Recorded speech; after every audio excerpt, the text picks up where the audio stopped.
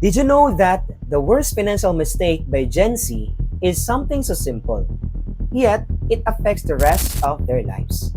Most people don't realize it until it's too late.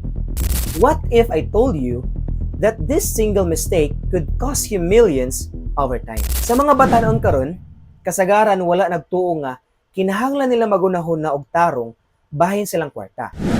Life feels good kay dagan pag time, di ba? Pero what if maabot ang panahon nga gusto na nimo mag-invest pero wala na kay enough savings? What if at 30 you realize you've been living paycheck to paycheck? Kasagaran ang mistake nga ginabuhat sa Gen Z kay they delay savings and investing.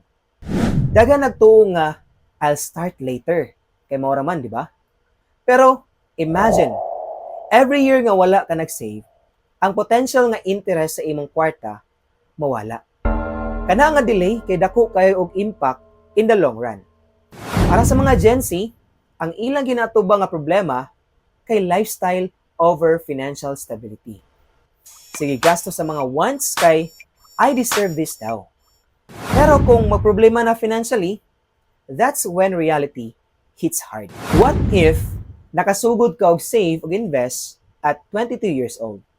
What if nag-start ka og business instead of spending it all on luxuries? The difference it could make in your 30s, 40s, and 50s would be life-changing. Ang solusyon? It's simple but not easy. Start now. Start small kung kinahanglan, basta magsugod lang gid ka. Kung ka-save ko 1,000 per month at age 22, imagine pila ka milyon na at 50 years old tungod sa interest. Ayaw paghulat until it's too late. Kaya ang kwarta, dili maghulat nimo. The time is now. Start building your financial future today. Bisan pag gamay ray mong masave karon, it's better than waiting for the perfect moment. Kaya trust me, wala good perfect moment unless imong sugdan.